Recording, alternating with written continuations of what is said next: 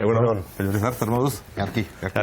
Bueno, ikuste duzu, Kataluniaz ezin bestean izen beharra daukagula, ez da? Bai, gaurko hori tokatzen da. Naizta makina bat galdera baneukan zuretzako beste arlo batzutatik, eta, bueno, behar bada beste arlo batzuk azkar bat ementzate jorratu nahi dituzke, eta gero Katalunian sartuko gara, gure solaskidekin batera nola ez, Hasteko eta behin, larun bateko manifestazioak Bilbon eta Baionan, ezakit, arrakastatzu esango nuke, jendetza aldetik behintzat, eta gainera, datu kontrastatuaren arabera, jendetza ugaria, 50.000 persona ez da nahikoa Bilbon esaterako, 10.000 inguru Baionan. Ez dakit, manifestazioa bai, eta orain zer? Nik uste dut, zalantzari gabe, egoera politikoak asko baldintzatzen du ze egin daiteken, ezta? Baina bai da, nik uste dut, eta esanguratsua da, Euskal Gizartearen gehiengo batek, eta urtero, Bilboko kaleak betetzen dituna, oraingoan Baionak ere bete dituna, aldarrikatzen duela presoak, eta presoen inguruak ere bere eskubideak badituztela, eta zentzu horretan giza eskubidei soilik begiratuta, horiei erantzun bat eman behar zaiela. Hori hor dago, urtero. Beraz, borondate politikoaren arabera eskari hori ez da apalduko, nik uste gero eta gehiago izango dela, eta ez da soilik manifestazioa da joaztenak, baizik eta kalean somatzen den gauza bat, gehiengoaren zabal batek ikusten duela ez da, presoen eskubideak ere bermatu behar diala, eta tokatzen zaigu, lehenik eta behin kalean egiten dianekin, jendeak egiten duen esfortzuarekin, eta eragile politiko egin behar dugun lanarekin ere, hori errealitatea bihurtu da din, ahalik eta ez da esfortzu handien egin. Manifestazio buruan, beste Gema Zabaleta, sozialista, eta Rosador Rodero, Joseba Bekotxaren alarguna ez zuden, eta sensazioa daukat egin justu Espainia mailan albiste honi buruzko aipamenak egin direnean, justu hori ere azimarratu dela, baina hala ere, ezagit, errezelo gehiago ez aldago gainditu beharrekorik edo, hain justu honelako jende gehiago manifestazio horretan partaide izateko edo manifestazio horren buruan agertzeko? Hombre, zalantzari gabe, nik uste dut, ematen ari dian pausoak barneatze dutela, edo bermatze dutela da, hau ez dela soilik batzuen arazoa, hau gizartearen arazo bezala ikusi behar da, eta, Gema Zabaleta bezalako pertsona bat, ero Rosa Rodero bezalako pertsona bat, hausartzen dianean, lerroan, manifestazioan lehendabiziko lerroan egotera, hori adierazten du, ezta? Eta gainera nik uste irakurketa hori behar dugula. Ez da batzuen arazoa eta beste batzuk bestaldea behirtuta konpondu daitekena, baizik eta giza eskubideen arazoa den enean, hemen ere giza eskubideak barneatzen dira, nik uste denon arazoa dela, eta, esan dezagun, ez da, beste ikuspuntu, ero modu ez orain arte normal batean ikusita, ero irakurketa hori egina pertsona horiek ez dianak egon, hori oraino horra gertzea, nahi du esan, planteamentu egite dutela baita bizikidetza, Euskal Herriak behar duen, etorkizunan behar duen bizikidetzarako ere, gutxieneko demokratiko batzuk behar diala. Nietzako positiboa da, eta hor segitu behar dugu, lan egiten, beste hori pertsona batzuk egon daitezen.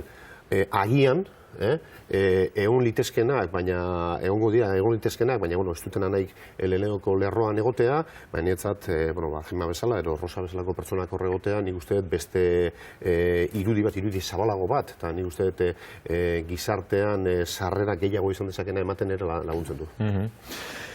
Ez dakit tsunami baten aurrean ote gauden, edo zer gertatzen ari den, Espainiako estatuan gertatzen ari diren guztiak, Katalunian gertatzen ari dena, eta Euskal Herrian izan dezaken eragina.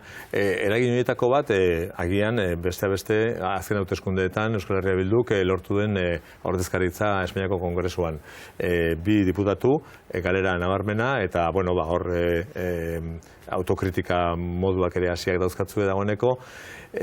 Ez dakit, erabakitzeko eskubidearen bandera Podemosek lapurtu dizue? Ez dut uste. Nik uste, azkenean, guk irakurketatzen genuen eta egunera egiten dugu, Madriletik altak eta etortzeko aukera oso eskasa diela. Lehenik eta behin, egia da, nik ezin dezakegu ukatu Podemosek boto asko jaso dituela, baina konturatzen bagara nun jaso dituen ere horrek ere esan nahi bat ere badauka. Eta Espainiako ze gunetan gutxiago jaso dituen ere horrek bere esan nahi badauka ikusteko Espainia baitan eman daiteken bilakaera nolakoa izan daiteken. Eta guk uste dugu, Espainiak pauso nabarmenak eman behar dituela gutxieneko demokrazian oinarritutako eskubide bat bermatzeko eta errespetatzeko. Aldiz, uste dugu, Katalunian orain ikusten ari gean, Euskal Herrian egin beharreko bide horrek bizkortasun gehiago emango diogula, eta hori da guk bota genuen mezua, baina ez dago eskutatzerik, Euskal Gizartearen zati handi batek uste izan zuela abenduako gehian, erabakitzeko eskubidera aldarrikatzen zuena, autodeterminazio eskubidera aldarritzen zuen estatuko alderdi batek ere merezi zuela bere babesa, gutxienez egun konkretu horretan, eta zentzu horretan babesa jaso zuen. Guk ez genuen irakurketa hori egiten, eta zentzu horretan, modu baten ez genuen konektatu, borondate hori izan zezaken jende kopuru handi batekin. Hori horrela da. Ikusten ari gara nola Pablo Iglesiasek eta Podemosek referendum bat eskatzen ari dian Bartzelonarako, eta zentzu horretan horrek pertsona askokin konektatzen du. Hori errealitate bihurtuko den zailtasun gehiago ikusten dugu, ikusten ditugun erantzunaretik PP eta PSOEren aldetik, baina aldarri hor dago. Hala ere, Kataluniako eskenategiak ere guztien digun bezala, bertan, herrian, bertan, nazioan, bertan egineko aurrera pausoak bizkortasun gehiago eman dezakete Madriletik etorri daitezkena baino. Dagoeneko ja, egunak igaro dira, asteak ere bai, hauteskundeak egin zirenetik, autokritika bide hori dudik ez daukate barruan sakon egiten ari zaretela. Ez dugu konektatu, hori askotan entzun izan dut, zuen aldetik, ez dugu behar bezala konektatu hauteskunde horietan, behintzat, orduan, badago nondik heldu zein da heldu beharrekoa edo zer da asmatu beharrekoa behar bezala konektatzeko? Zalantzari gabe, nik uste dut eskenategiaren aldaketaren ezaugarrietako bat, da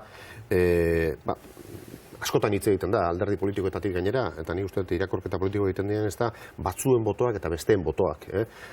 Nietzako hori oso etzai gustatzen horra baliatzen, baina erabiltzen da. Botoak honek galdu ditu, hartu ditu, botoak batzuena eta besteenak izango balira bezala botoa bakoitza berea dauka, eta argi dagoena da, orain konzeptu berri batena da, boto likiduarena, ez da alde batetik bestean mugitzen darena, eta jendeak emaitzaren baitan ematen du bere babesa, ez horren beste leialtasun politikoen baitan. Tresna politiko bat gara, edozein eragile politiko tresna bat da, eta horren baitan ez da, abiliz izan behar du, gaitasuna izan behar du, ez da tresna edozein momentutan une oro bere balioa maigainan jartzeko leialtasunetatik haratago. Eta argi dagoena da, eta azken ikerketak horrela adierazte dute da, gizartean esate handi batek, unean tresna horrek emango dion praktikotasunari, edo tresna horrek eragingo dion emaitzen arabera ematen dio babesa. Beraz, hor dago nik uste erronka, SH Bildurena, baizik eta ororena, eta hauteskunde bakoitzak dituen ezaugarrien arabera, errestasun zailtasun gehiago izango ditu, baliotasun hori maigainan jartzeko. Uste duzu beraz, nolabait botu koiuntural bat izan dela iragan hauteskundetakoa, eta hurrengo hauteskundetan, esaterako legebiltzarrerako hauteskundetan gauzak beste modetera plantatuko direla, herritarren aldetik? Bai, irakurketa hori da, baina horrek ez du esan nahi, ez duguna egin beharreko lana egin beharko, baina beti ere referentziala izan gabe, baina balio diguna ikusteri besterik ez dago ze punturarte nola aldatu izan dian Katalunian emaitzak irailean edo abenduan hauteskundeak egina.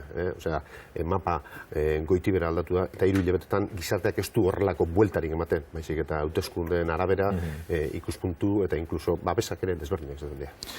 Arnaldo Otegik ezagite, Euskal Euskal Herria Bilduren buruzagitza hortan aritzeko zekite aldekotasuna, jarrera agertu du.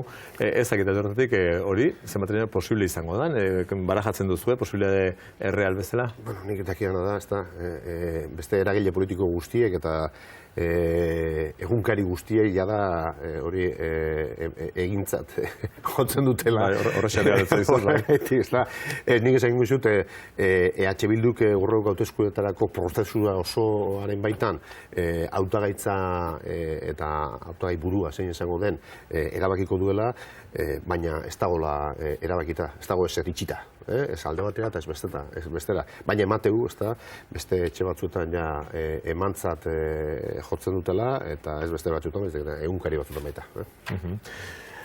Bueno, Kataluniari buruz, ezakit, behintzat Carles Puigdemont, presidente berria, nola ikusten duzu prozesua, eta bereziki Atzorra joik azkar batera egindako agertzapen horren argitan.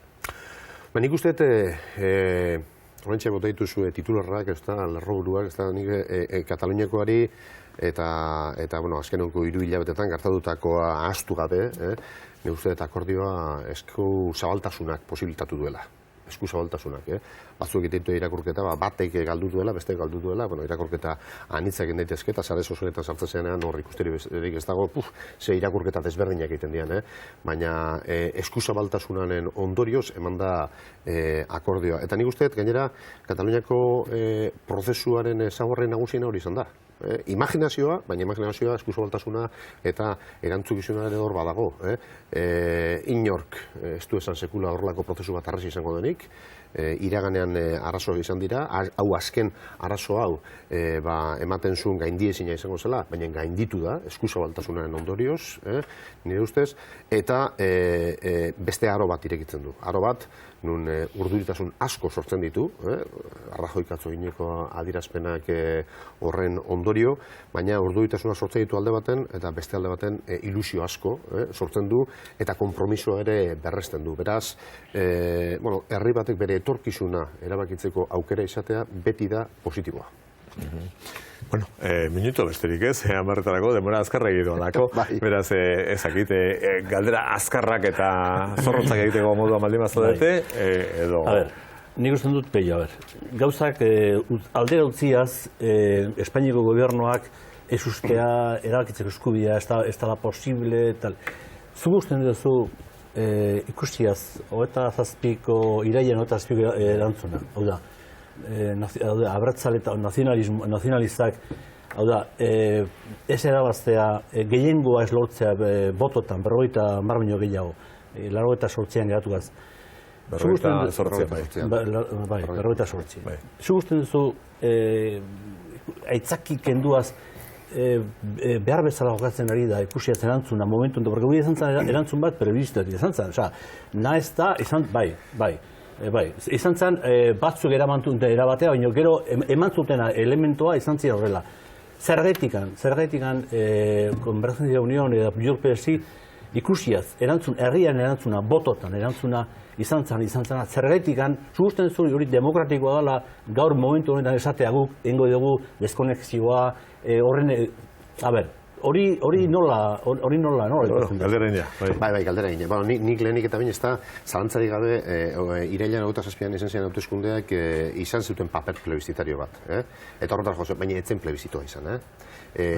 Hauteskundeak izan ziren hautagaiekin. Eta nik argi daukat, Junpelsiko hautagaitzan zeduen aurpegi batzuk, jada automatikoki ez da, agian pertsona batzuen botoa ez jasotzea sekarrela, eta kupek hortik jaso zuen.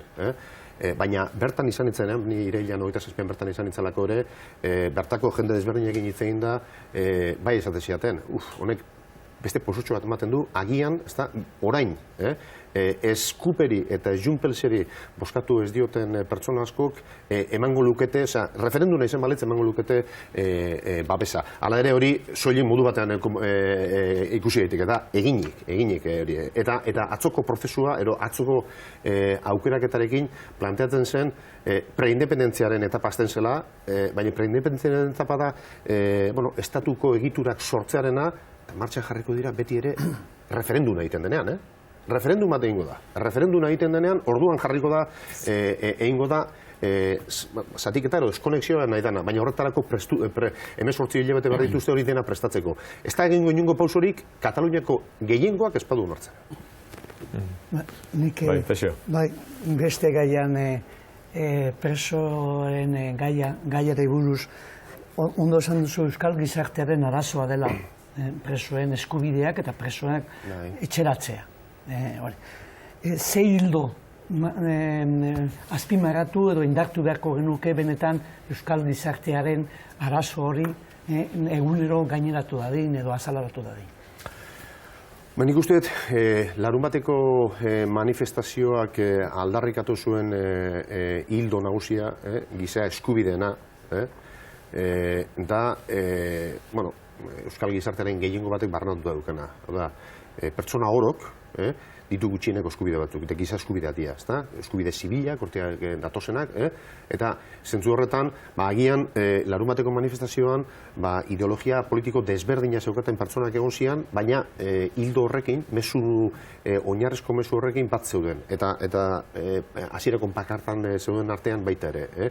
Nik uste horretara joan behar dugula, eta ez dezaguna ahaztu, oinarrezko bizikidetza bat nahi badugu Euskal Herrian, oinarrezko bizikidetzak eskatzen du denen gutxieneko eskubideak, eskubide horiek bermatuak egon daitezela.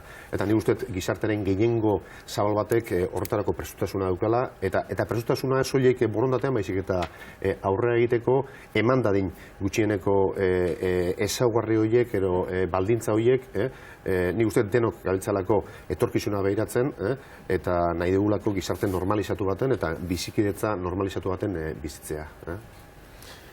Nik presoi buruz edo presoren manifestazioari buruz ondi izan zela eta ondo dagoela eta aldarrikatu behar dagoela. Baina nik kezkatuta nago gizarte honetan batzuk giza eskubidearen defensa bigarren plano jartzen ote duten alde batetik eta horren nire sensibilitateko jendeari begira, lehenago aktiboago zirela, baina beste alde bateko hendik nire zelantza ditut, beste mundu horretan, zuen mundu horretan, ez ote dien, eskubide guztien defensan dabiltzela, baina batzuentzako eta bestentzako ez dakiz ez ote dien hain aktibok izaten.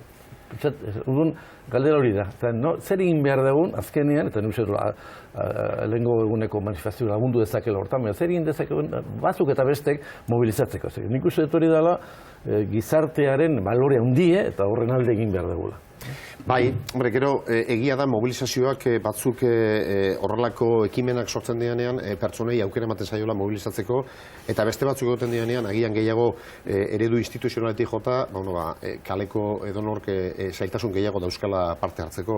Nik uste dut, azkenegoko denboretan, hilabetetan ikusten ari geha, aurrera pausoak biktimen arteko erlazioak sendotzeko baita, biktime ororen errekonozimendua eta egiten diren ekimenetan parte hartzaena baita, esate dizut askotan instituzionalak izaten dela, orduan parte hartzaera instituzionala da, baina nik uste gero eta gutxiago, ez dut esango estegonarik, egon badagoelako, ez da, oraindik badago jende kopuru bat sentitzen duela nirea eta bestearena, nirea batzutan presoena eta bestearena, nirea biktima eta bestearena, baina nik uste hori gainditzen ari dela. Eta denborarekin are gehiago gaindituko dela, hori bai gaildentzen ari delako. Hau da, egoera normalizatu bat, bizikidetza, eta, haietek markatu zuen bideo horrean baitan, ez da, normalizazio baterako, ez da, lehenik eta behin, gatazkaen ondorioak gainditzea, eta gatazkaen ondorioetan, daude batzuek nireak eta besteenak somatzen dena, hau da, biktima batzuk bai, beste batzuk ez,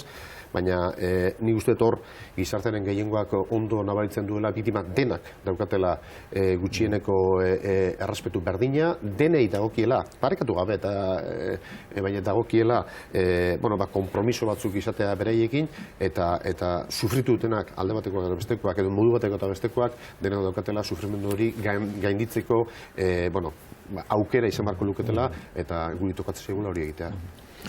Bai, nik aldera hori baneuken, baina, beste bat egingo dut orain. Erabakitzeko eskubideak baldintzatu dituela esan duzu, emaitzak, abenduko 20ko emaitza horiek batez ere. Eta egia horrek uste dut, garrantzia handia eduki duela, baina adibidez Podemos atera dituen botoak atzetiken gero baita ere esaten du erabakitzeko eskubidea bai, baina akordio bat lortzeko eta denon artean estadua barruan herri bakoitzaren eskubideak onartuaz, baina independentziarik gabe. Eta horrek nola ikusten duzu hori esaten dutenak honelako emaitzak atera eta horrek ze ondorio ekarriko dituen? Erabakitzeko eskubideak soil bakarrik ez egia da, aldaketa planteamendua, Podemos konkretuki izan duen goraldia, Madrid konkretuak endu eskero, kasualidade Katalunian, Euskal Herrian, Galizian eta Valentzian izan da. Osea, sentimendu abertzalea, nazio sentimendua dagoen tokietan. Beraz, aukera bat, Madriletik eman daiteken aldaketa, balizko aldaketa hori, batzuk gutxiago sentitzen duguna, kopuruen gaitik ez, batzuk eta beste batzuk dakaten borondatea daite baizik, eta horren baitan, nik uste gizartearen zati batek, eta kontutan izanik nun dagoen kokatuta, konfiantza boto bat eman diola, aldaketa eman daitekelako. Ez dakit erabakitzeko eskubidean, baizik eta estatuaren beste egitura bat irakurketa berdina inik. Orain dela 30 urte egindako egitura horrek ja ez daukala ebilbiderik, orduan kexatu izan gara askotan hemen ez da guztiontzako kafearen formula hori jarri zutela, gaur egun ja ez dago kaferik guztiontzat. Eta horrek izan nahi du, atzera pausoa, eta PPek ikusi dugun azken gula urtetan, ikusi duen bezala, atzera pausoak alde guztietan egin du. Hori, aldaketaren bermea, eta PPek ez desan jarraitu, nik uste hori izan dela, balio bat, pertsona askok aukera hori boskatzeko. Bueno, honen bestean, 10 eta 4 minutu badauzkagu gorron bait, ez da, beraz, bukatu barra. Beti bezala denbora aurri, hitz egiteko asko, baina eskerrik asko nola ez, da? Orain albisteak Xabier Usabiaga.